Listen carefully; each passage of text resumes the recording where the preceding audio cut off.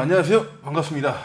이번 시간에는 나스닥이 아니라 항생지수에 대해서 알아보는 시간을 갖도록 할 텐데, 원래 나스닥 이전에 몇 년 전에는 항생이 메인 거래 종목이었어요. 개발도 하고 매매를 했을 때 거의 매일 수익이었습니다. 그만큼 추세가 굉장히 잘 나오는, 그러니까 나스닥도 추세가 잘 나오긴 나오지만은 비교를 해봤을 때 좀 달라요. 느낌상 나스닥은 유럽장인데 나스닥의 움직임이랑 항생의 움직임이랑은 차이가 있습니다. 미묘한 차이가 있어요. 그러니까 나스닥은 들쑥날쑥하는 경우도 좀 있고, 항생 같은 경우에는 쭉 올랐다가 쭉 내렸다가 그러한 움직임이 많기 때문에 당시에는 매매하기 상당히 좋았는데, 어느 시점부터 이제 거래량이 줄어들면서 그때부터 이제 안 하기 시작했는데, 최근에 한 시청자분이 본인은 항생을 한다라고 하셔가지고 항생이요? 그래서 그분이 제 거 지표를 사용해가지고 꽤 수익을 내고 있다라고 하셔가지고 저도 궁금해서 봤더니 상당히 괜찮더라고요. 그래서 그 내용을 설명을 드릴 건데, 낮에 주로 매매하시는 분들이라면은 이 영상을 참고하시면은 굉장히 좋을 것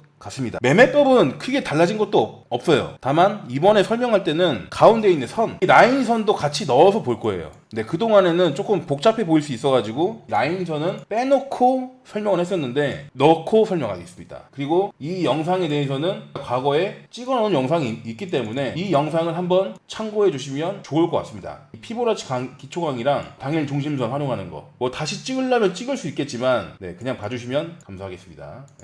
자, 그래서 오늘 날짜의 항생입니다. 항생 장 오픈 시간이 10시 반. 라인을 먼저 체크해 보시면 걸리는 자리들이 상당히 많이 있습니다. 하단에 보시면 파란색 선 밑에 초록색 선 거의 걸릴 뻔했지만 걸리지 않았네.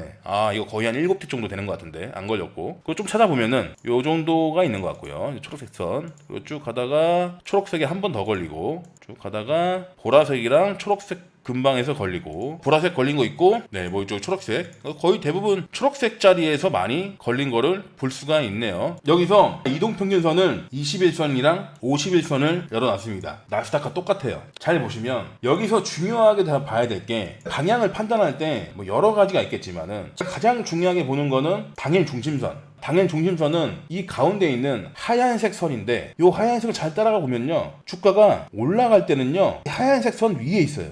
반대로 주가가 내려가잖아요. 그러면 하얀색 선 아래에 있습니다.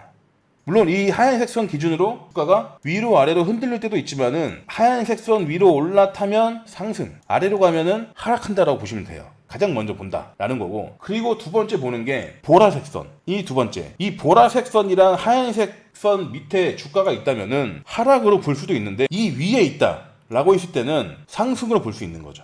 이 화면에서 봐야 될 게 보라색 선, 흰색 선, 주황색 선, 이 선상 위에 있으면 매수로 보는 겁니다. 물론 얘도 올라가다가 어디에서 맞고 내려오겠지만 대부분 그렇게 본다라고 보시면 돼요. 장 시작하고 보면 처음에는 매도로 볼 수 있는 위치에 들어와 있었습니다. 들어와 있었는데 얘가 내려올 때 이 파란색 선 바로 아랫자리 25,424 자리에 거의 닿을랑 말랑 했어요. 닿진 않았지만, 이 선도 정확히 닿는 때도 있고 닿지 않는 때도 있지만 거의 근방이라고 보시면 돼요. 근방에 있다가 올라오면서 배열이 바뀐 순간이 요 시점입니다. 이 시점부터 흰색 선 위에 올라와 있으면서 단기 1분목에서 돌파시로 나오면서 배열이 뒤늦게 여기 바뀌었죠.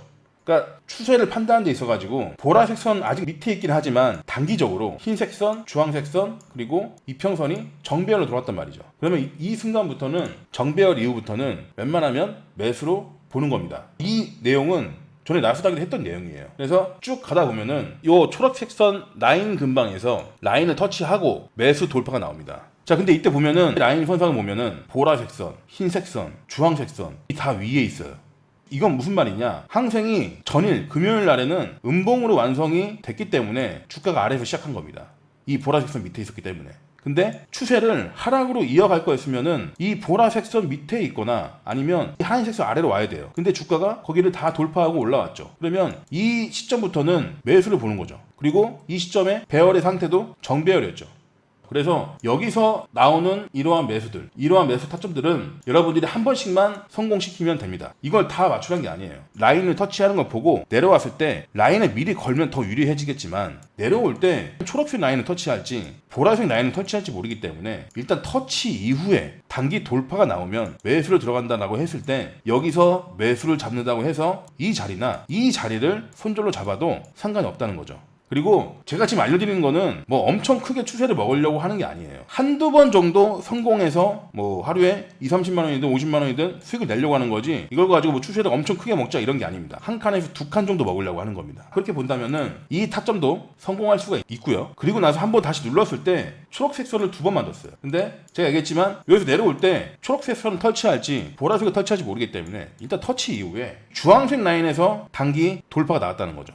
그러면 첫 번째 매수 자리랑 두 번째 자리에서 단타로 들어가서 상승하는 추세를 먹고 나올 수도 있겠죠. 엄청 길게 보라는 게 아니에요. 이 주황색 라인에서 빨간색 라인까지만 봐도 673에서 672까지면은 한 50 정도 나옵니다. 쭉 가다가 점심시간 이후에 오픈이 딱 되고 나서 2시 6분부터 배열의 상태가 바뀌기 시작합니다. 라인의 주가 위치로 본다면은 매수가 맞겠죠. 양쪽을 놓고 봤을 때는 어떤 게 우선순위다라고 정해진 건 없지만 배열의 상태를 먼저 보겠습니다. 그러면 여기서부터는 매도만 나오는 상태입니다. 그러니까 여기서 매도로 들어간다 해도 직전에 고점 안 건드렸죠? 쭉 내려와서 초록색 라인 근방에서 터치를 한 다음에 단기 돌파 신호 나와요. 그러니까 이 자리에서 주황색 라인까지 반등이 나온 거죠. 근데 이거는 저는 이렇게 내려오는 추세에서 물론 여기 하셔도 상관은 없습니다. 미리 거셔도 되고 이걸 정확히 맞출 수 있다면은 상관이 없는데 미리 거셔도 되고 닿는 걸 보고 단기적인 신호가 나왔을 때 들어가시는 것도 저는 나쁘지 않다고 보는데, 여기서 매매를 내려오는 것도 먹고 다시 내려왔다가 반등 나오는 것도 먹고 또 다시 매도 먹고 이거를 반복하다 보면 어느 순간 매매가 말릴 수도 있기 때문에 저는 적당하게 하시는 거를 추천드리면서 좀 더 가보겠습니다. 초록색 라인에서 주황색 라인까지 한 칸 반등 주고 이 주황색 라인에서 다시 매도가 뜹니다. 자, 이것도 마찬가지로 반등 줬을 때 주황색이 미리 포지션을 건다라고 했을 때 가격은 25,673이죠. 그럼 25,673에 매도를 하는 거랑 매도에 대한 단기 지지 라인이 깨졌을 때 나오는 종가에 들어가도 뭐 큰 차이가 없어요. 근데 왜 미리 안 거느냐? 저는 미리 걸었는데 한 칸 더 올라가면 이건 리스크가 있단 말이죠. 그래서 미리 걸어 두실 분들은 항상 손절을 염두하고 하셔야 되고, 별로다라고 생각하시는 분들은 라인을 터치하고 그 뒤에 단기적인 신호를 보고 들어가도 먹을 게 있다는 거죠. 그러니까 여기 종가에 잡아도 바로 밑에 뭐 초록색에서 진짜 짧게 보든 아니면 한 칸을 더 보셔도 상관없다는 거죠. 물론 한 칸 더 내려갔을지 안 내려갈지 모르겠지만 여기서의 매도가 쭉 가보시면은 보라색 라인과 흰색 라인 이 금방 초록색 라인 근처에서 겹쳤어요. 그리고 반등이 올라오면서 계속 라인 근처에서만 움직이다가 3시 이후에도 여기 매수가 한 번 더 나오긴 하는데, 여기서는 뭐 정배열 이후에 이 주황색 라인에서 매수를 추격할 수 있는 분들은 뭐 아마 거의 없지 않을까 뭐 저렇게 생각하는데, 뭐 이것도 참고를 했으면은 뭐 먹을 수 있는 거겠지만 제가 드리고 싶은 말씀은 대부분의 이런 식으로 항생장이 흘러갑니다. 그리고 16시 이후에도 역배열 이후에 매도가 또 나오고 매도가 계속 나옵니다. 밑에 보라색 또는 초록색 뭐 한 칸 아니면 두 칸 이 정도만 보셔도 충분히 가능성이 있어 보입니다. 그래서 원래는 제가 뭐 낮에도 하고 밤에도 하는 걸 별로 그렇게 좋아하진 않지만 낮에 하실 분들은 항생을 참고하셔가지고 하시면 될 것 같고요. 그렇게 하고 계시는 분도 계시고, 밤에는 하시는 분들은 낮에만 하셔가지고 참고하시면 될 것 같은데, 나스닥과 항생을 비교해봤을 때는 그래도 항생이 조금 더 매매하기는 수월할 것 같습니다. 제가 지금까지 올려드린 영상들을 한 번씩 다 보시면 지금 이 설명하는 게 어느 정도 이해가 되실 거예요. 이해가 안 되시면은 영상을 몇 번 더 보시는 걸 추천드리고, 또 다른 날 몇 개 좀